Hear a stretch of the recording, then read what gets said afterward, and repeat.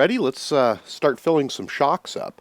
We're going to cover steps number 109 and 110 for the front shocks, and steps number 115 and 116 for the rear shocks. And we're going to do this all in one shot here. Before we get going, we're going to take a real quick look here. We have front shocks and we have rear shocks. And just so that you can keep them separated and you don't get them messed up during the filling process, you can see that the rear shocks are longer than the front shocks. Also, when you built the rear shocks, I hope you took notice of the directions and you used the 16-hole black pistons and not the gray ones. Again, it's all about tuning, and we're building to the book here, which is just a wonderful neutral setup. So you're going to identify the rear by the black 16-hole pistons, and they are also longer than the fronts. We just don't want you to try to get these messed up while you're working on them. We're going to use a Team FastEddy shock building stand, which is this unit right here. If you don't have one, you're going to need to find a way to hold them upright. If you don't, sometimes a big, like a 2-liter Pepsi bottle, you can drop this down the neck, or you can get a cardboard box and cut it out, something to hold these upright. And it's going to be an important part of doing this. The Team FastEddy shock stand holds 5th scale, A scale, and 10th scale, just in case you wondered. And they're available at any of your fine Baja retail locations. We are going to take the bottom caps off and set the shock into the stand. We're going to start with the 2 rears. The rears are going to use the 5-weight oil. We're going to fill the shock body up with oil, and we're going to fill it up. If you take a look inside here, see if we can get the camera to focus. If you take a look inside, you're going to see threads. And we're going to fill the shock up right to the bottom of the threads. About yay much in there. We'll show you here again in a second. So go ahead and open up your shock oil. You're going to peer down inside while you're putting it in. 5-weight is fairly thin. Go ahead and continue to put it in until it reaches the bottom of the threads.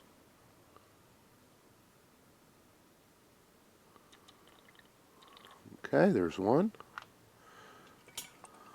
We'll fill the second one up here.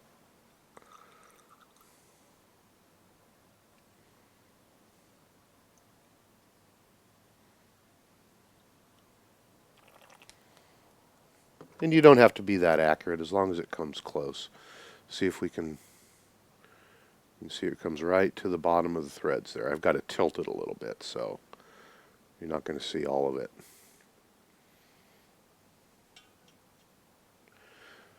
Let's take the fronts, and we're going to fill the fronts up with 40-weight oil.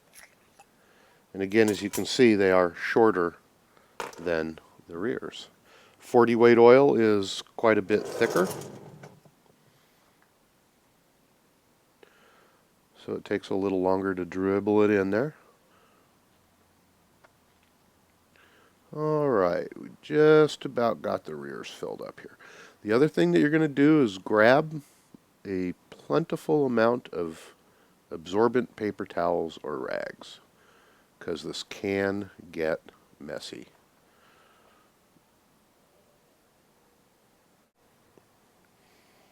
Okay, got that one filled up with our 40-weight. And we have the rears filled up with our 5-weight. Let's start with the rear pistons and bottom assembly. And we're going to pull the shaft all the way up, so it's in the full open position.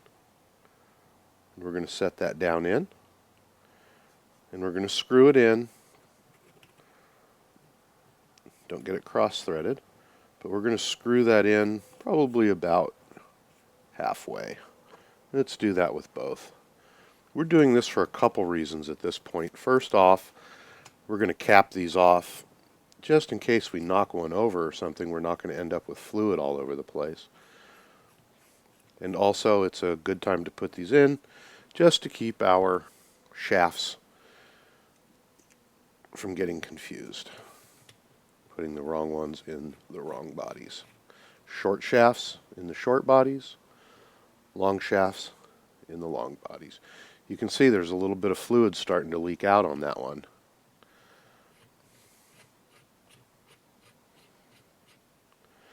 All right, get yourself a paper towel, and I'm going to fold this one over. This happens to be a Z-fold towel, which makes it kind of nice, but use a paper towel. I'm going to fold this over, and I'm going to wrap it around the shock body.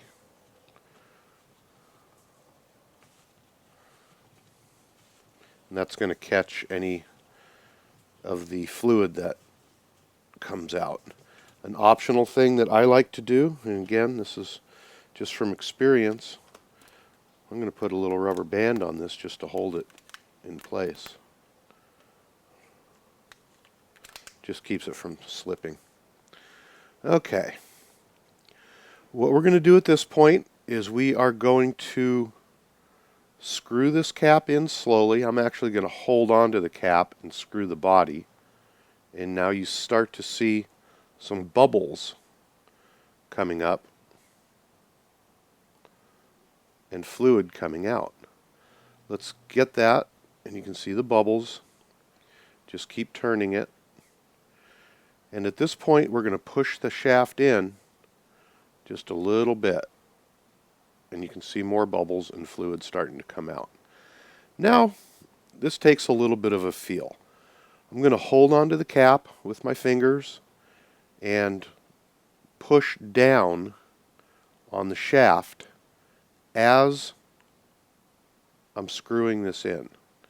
And you want to try to get it screwed in all the way to the red rubber seal just as your shaft touches.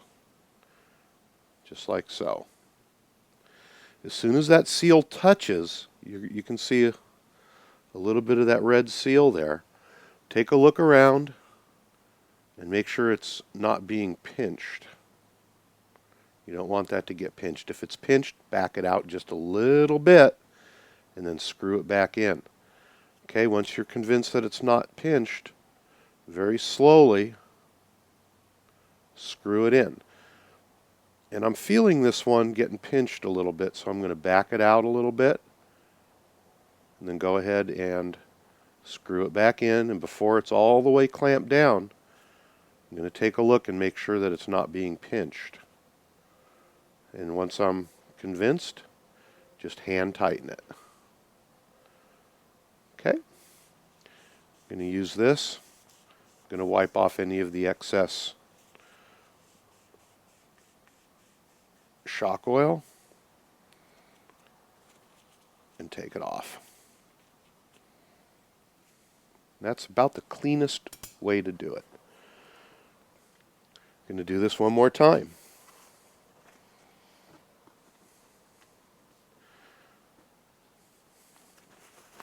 I'm going to take my paper towel and wrap it around. This time I'm not going to use the rubber band.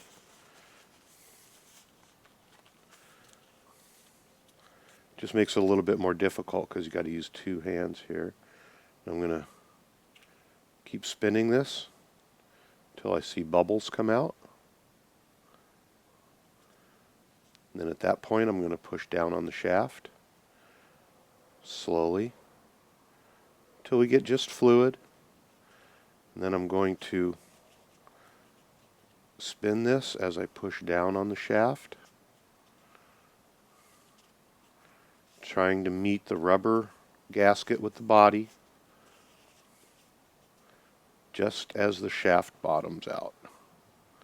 Okay. Now I'm slowly going to twist it and watch and keep an eye that I'm not pinching that seal. If I am pinching it, I'm going to back up a little bit because it lubes it when you back it up. And then I'm going to continue to turn it hand tight and make sure that there's no gasket being pinched.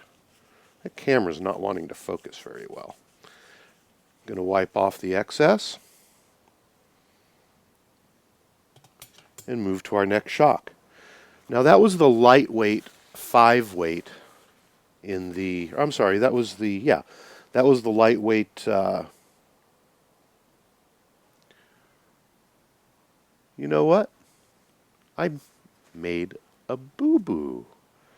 We need to put the 5-weight in the, no, I didn't make a boo-boo. No, we put 5-weight in the rear. Okay, just double checking. Yeah, because we worked on the rear first. Those are 5-weight, and they're the longer ones. The shorter ones are 40-weight. Now the 40-weight, because it's thicker, is not going to bubble out as easily. So we do need to go a little bit slower as we're bleeding these out. So I'm going to put my paper towel around here. I don't know if you could see, but it was much easier to work with this when the rubber band was on.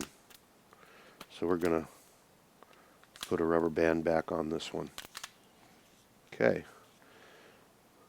So I'm going to turn this. You can see the fluid and the bubbles coming out. So I'm going to start pressing down on the shaft and turning.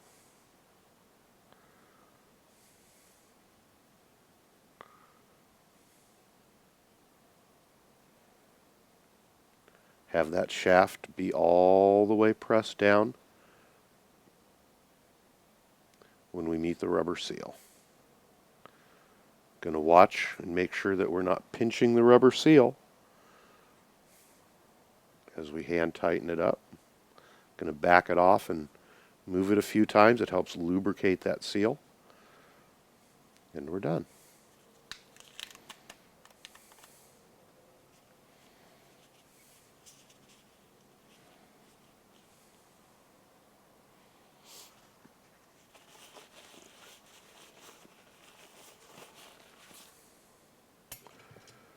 And one last time.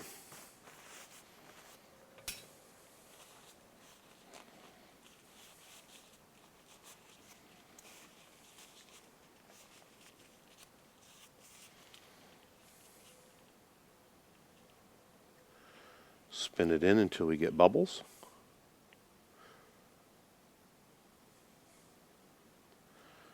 I'm going to push down on the shaft. I'm going to screw it in as I push down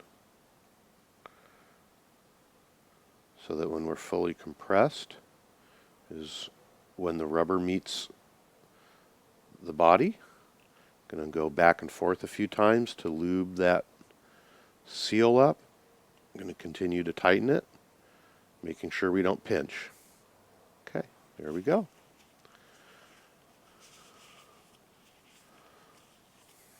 Get everything cleaned up here, and we'll do the last couple of steps.